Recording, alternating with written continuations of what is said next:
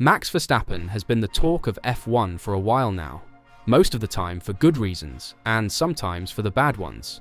And while most of the talks surrounding Verstappen this year have been around his contract and team for 2026, a Red Bull insider has given his most recent thoughts on what will happen next year. And it might not be what you would think it is about. Callum Nicholas, Max Verstappen's long-serving technician now turned Red Bull racing ambassador, believes F1 2025 will be the Dutchman's final season. Nicholas made the daring prediction that Verstappen will win a fifth consecutive world championship in F1 2025, at which point he will announce his retirement from Formula One. After ending Lewis Hamilton's dominance in Formula One in 2021, Verstappen went on to win 4 consecutive Drivers' Championships and is chasing a fifth in F1 2025, though he faces stiff competition from McLaren, with Verstappen 49 points behind championship leader Oscar Piastri after 9 rounds. However, after a round of golf on Lucas Stewart's YouTube channel, Nicholas claimed Verstappen will not only recover and win his 5th straight title, but also resign from Formula One as a result of it. A long-time presence on Verstappen's side of the Red Bull garage in his senior engine technician role, Nicholas announced ahead of the F1 2025 campaign getting underway that he was to take up a new position as a Red Bull racing ambassador. When asked to fill in the blank on how many world championships Verstappen will have by the end of his Formula One career, Nicholas replied, 5. I think Max is going to win the drivers this year, and then I think he's going to call it a day. When asked if he knew something we didn't, Nicholas replied, no, I definitely don't know anything. However, when it comes to Verstappen winning the F1 2025 title despite being the underdog, Nicholas warned, to not back Max is just like lunacy, I think. While Verstappen is still in contention for a 5th title this year, Red Bull's quest to reclaim the Constructors' Championship is getting increasingly difficult, with the team now 218 points behind runaway leaders McLaren. The fact that Verstappen has scored 137 of Red Bull's 159 points underscores the ongoing problems of the second seat, with Liam Lawson and Yuki Tsunoda both unable to impress after Sergio Perez left Red Bull at the end of 2024, citing similar issues. However, Nicholas argued that the Red Bull cars are the same and that the second seat curse does not exist, so he could explain why he believes Verstappen's teammates are unable to achieve the same level of performance. The guy is just really, really good, said Nicholas. Not in terms of just his technical skill and his talent, but I've watched Max grow into this guy that can do everything. He does everything well now. And I think it's just added pressure. I know the cars are the same. I spent all this time building them. Other than things that you change for setup, driver preference, comfort, things like that, the cars are built the same, for the most part. Sometimes you might have a weekend where you haven't got a set of upgrades for both cars and things like that. But over the course of the season, those cars are essentially the same. So, I don't think it's like the seat is cursed. I think, okay, so you look at when we took Max into the team in 2016, it was much lower pressure because we weren't there winning. Merc were winning. We weren't there winning. So the whole pressure around the team was essentially less. When you come into a team that's had the dominant season that we had in 2023, the pressure is very different. Most successful ever season in Formula One, you're now the second driver against the guy that's done all of these things. It's a very different ballgame in terms of where you need to be in your headspace. Despite Nicholas's predictions, Verstappen is under contract with Red Bull until the end of 2028. But if he will see that through is a big question, especially after the last race.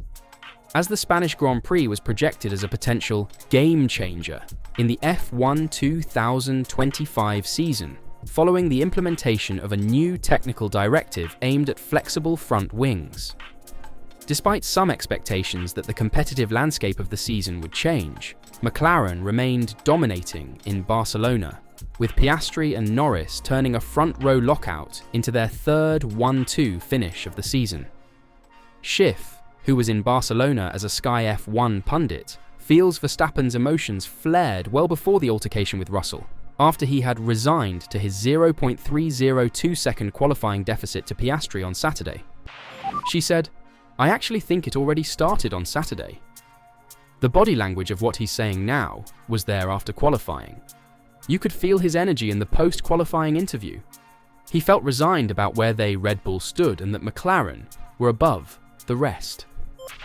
Schiff's assertion comes after it was uncovered that Verstappen had a potential role in his own collapse in Spain, with the Dutchman requesting fresh tyres for the restart.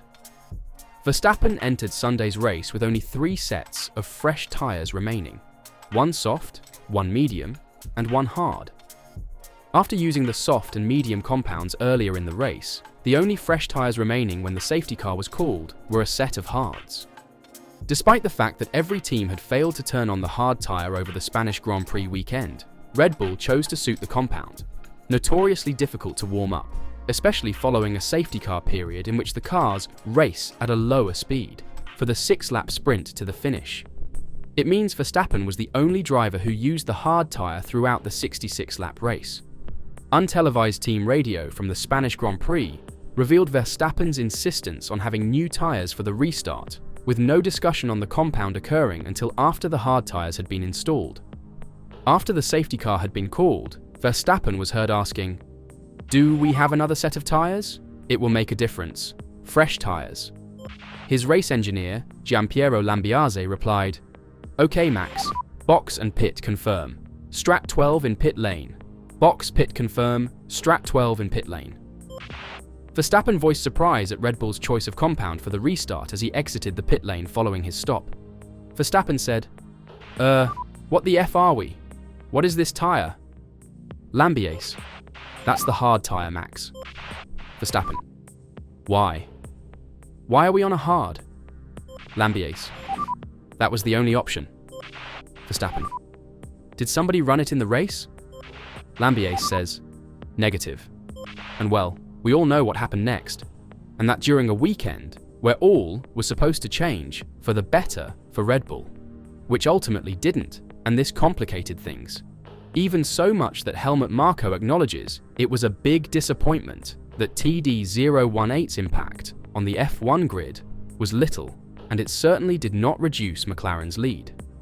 It was widely regarded as a game-changer with the potential to influence the direction of the Formula 1 2025 championship. "It will definitely advantage Max," Marko said months ago. "No one else handles a difficult car like he does." Not only did it not benefit Verstappen, but the influence on the grid was minuscule.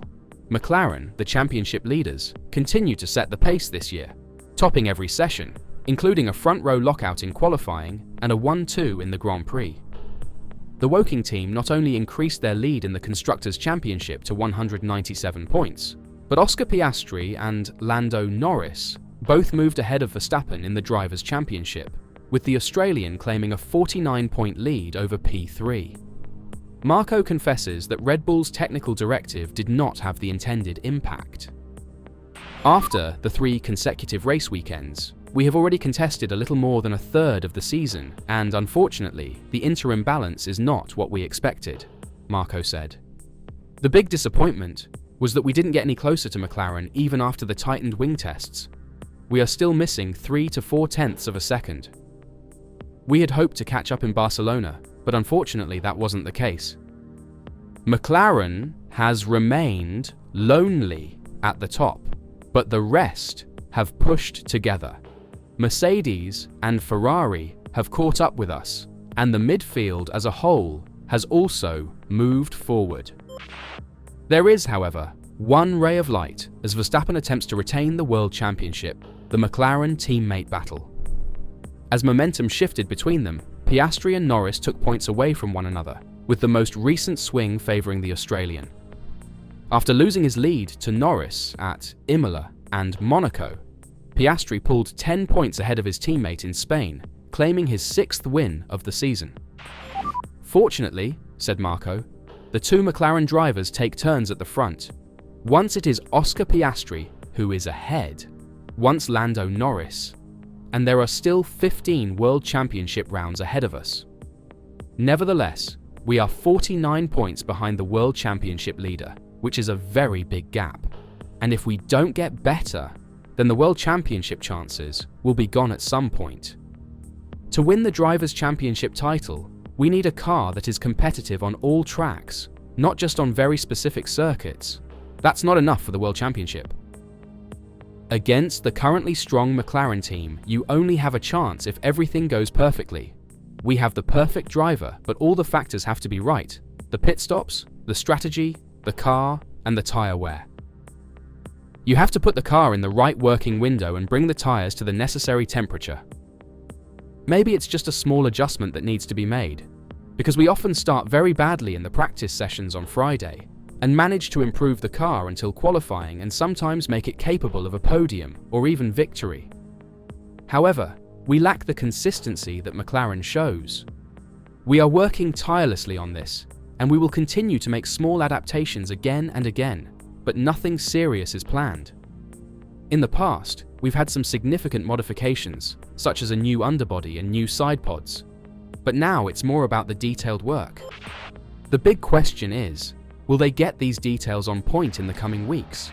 Or will they have to wait until after the summer break before they become competitive again?